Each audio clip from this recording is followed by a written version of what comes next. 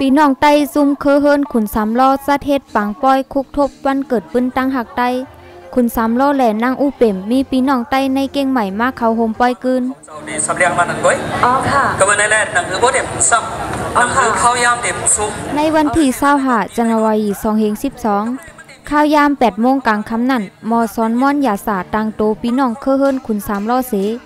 มาเปิดปังป้อยลัดความตรงตักขอบใส่ถึงปีน้องมาป้อยแหล่กล่าวถึงควันเงาขุนสามล้อนั่งอู้เปี่ยมเขาให้ฮอตถึงตีกัดเย็นเย่ามีหนุ่มให้ไส้ยิงมามนใส่ปันตั้งกาแหล่ห้องความไตตั้งปันเก่าปันใหม่เปลี่ยนสามฮัลโหลเกียงดังก็จังว่ายันคุ้มเขาวันถามมานานนั่นก็จะได้ปืนอาโกนหรือนั่นผู้ใหญ่ก้นหลงเมือหนังเสเลออต่อแหล่ฉาใจสายเลือนค่ำเขามาอุบลัดทัดสังถึงลองคุณสามล้อนั่งอุเปมนี่นะนั่งอุเปมกับมือเขาเนี่ยปูมือย้อนอ่ะขว้างเมฆเขาเดียสักโคอ่ะเมฆเขานั้นชว่าอาโลไหวกูปวกหังมั่มแต่ใครกว่าเมื่อเนี้กว่าหันเจ้าสามล้อเขาหากดีน่ะสังสิงห์เจ้าเมียข้าแค่สักโคเว้เนี่ยว่าเขาเลยสั่งมาสักโคเขาเนี่ยมันนำเต็งเจ้าสามล้อคนตะเปียเหกว่าอุกที่นำเต็งเนี่ยในขนาดนั้น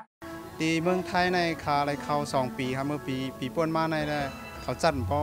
อใหญ่มากันได้ครับแต่ปีนี้ก็ใบใหญ่เต้ๆครับเพราะว่ามันก็แห้งหลายหลายเปิงก็เต็มทนขนาดพอดีตั้งเมืองนอกแต่เหมือนจัดมา3 ปีแล้วครับตั้งเจียงตองปีนี้ก็เขาจัดเหมือนกันครับยินจมเต้ๆเนี่ยค่ะก่อมยำคำสีปอกเลยค่ะเนาะก็กระปนมากค่ะก็อยู่ตั้งกรุงเทพเลยค่ะก่อมยำหัวว่าอาจ้องก็เป็นเฮ็ดใบวันขุนสามล้อเนี่ยค่ะเนาะแต่ข้าก็เป็นก้นเมืองกึ่งก้อนหนึ่งเนี่ยค่ะเนาะก็มาอยู่เมืองไทยก็เข้าอยู่ในเพื่อนเปิ้ลทำอะไรออกของเลยเนี่ยค่ะเนาะก็ถึงเลยมาอยู่ในเก่งใหม่ได้มา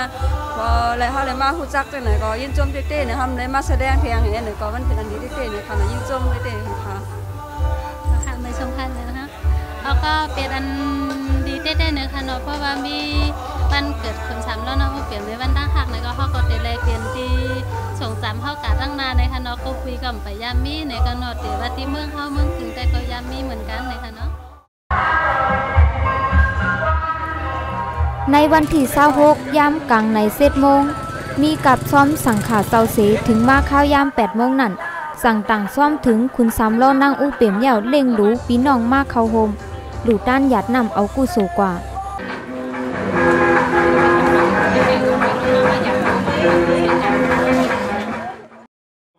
เขาขาก็มีพิงเงียพิงทุ่งวัฒนธรรมของเจอคือใจเขาขามีมาในนั้นขนาดเนาะเขาขาก็ใครปันหงปัญหายก็เบอร์อันนึงก็เจอคือใจเขาขาอันอยู่ต่างเพื่อเมืองเปิลกูตีกูเดียนอ่านว่าในเมืองไทยอ่านว่ากูเมืองขนาดเนาะอันผ่านยันเจ้าเก่าเมืองเจ้าเก่าขานั่นเนี่ยแต่ใครดื่มเปียดเจอคือเขาแล้วก็พิงเงียพิงทุ่งเขาขาในขนาดก็ตั้งฮาวาตั้งยังอันเหมือนจึงเขาขาได้เฮ็ดกันเนาะมันเหมือนหนังบ่มาด้วยคนในปืนเหมือนจังขุนช้ำแล้วเนาะเปลี่ยนในกำนำเฮาว่าเพราะว่าเป็นคนไตในประวัติขุนช้ำแล้วเนาะเปลี่ยนในหูจักยามยินจื้อในกอติ่มเรียมมีฮะเนาะถามตัวว่าลูกเมื่อเพราะว่ามือปานเชียนเฮาว่า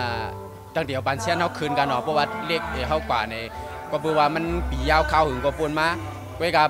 บุญขุนช้ำแล้วเนาะเปลี่ยนในมันมีหลักฐานเตะหยุมยามามันมีเตะเป็นเตะไว้เพราะจังนั้นอันเป็นเหมือนจังเจ้าคู่หมอมันจึงคู่หมอยิงนางคำกูก่อนเลยเตรียมปืนช็อปปืนเป็นขุนช้ำล้อแล้วเปลี่ยนเตรียมใบปั่นเฮาหนีเฮาฮู้คนตั้งหลังเฮาไรฮู้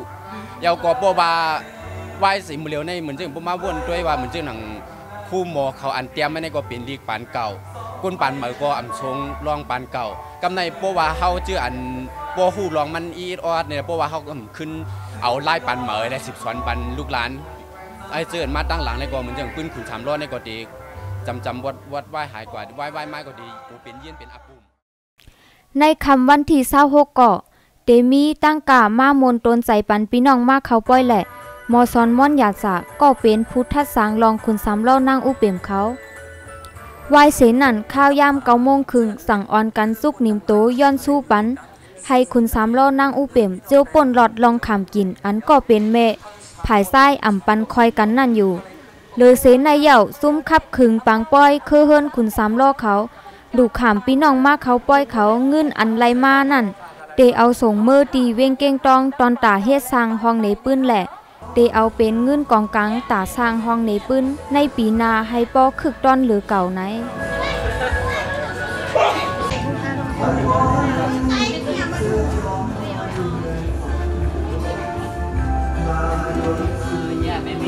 ปางป้อยกึกปื้นปางป้อยกลกึนขึ้น300และตั้งนางอูเป่มในคานอก็ขย้อนผักถึงว่าสังเป็นไรในก็ใครให้จัดกว่ากูปีในคานอหนังฮื้อพวกเฮาคาจัดกว่าเย้าในหนังฮื้อพี่น้องใต้เฮาคาเจอมัง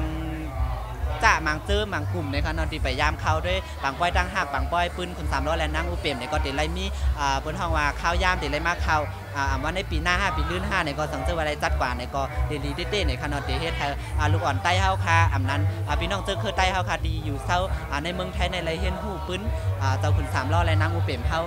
นำกว่าเลยเสในคานอเกี่ยวกับรองเคอขุน3ล้อนางอูเป่มในต่อถึงย่ำเหลียวย่างอำไปสั่งแยกออกไล่ว่าเป็นปื้นหืออปุ่มเซตาเกาะเตอำมีไผอันอำยามไล่ยินว่าเขาเป็นกูอันหักแป้งกันแหละปายมอนไตเอาเป็นตัวอย่างตั้งหักมาเสียมือปานก่อนเยื่องอ่านอันไล่สาเหตุปางป้อยปอกำไหน 1. ยุกยองวันเกิดคุณ3ล้อ 2. สอบเพ่นปื้นแหล่แป้งซิมปันฟิงทุ่งใต้อันจำหมอดท้าย 3. ตายุกยองปันตั้งหักหมาวสาวใต้แหล่นาเฮิรนใต้ไฮโป้หมอหักกันมันกึมกว่าข้าวยาว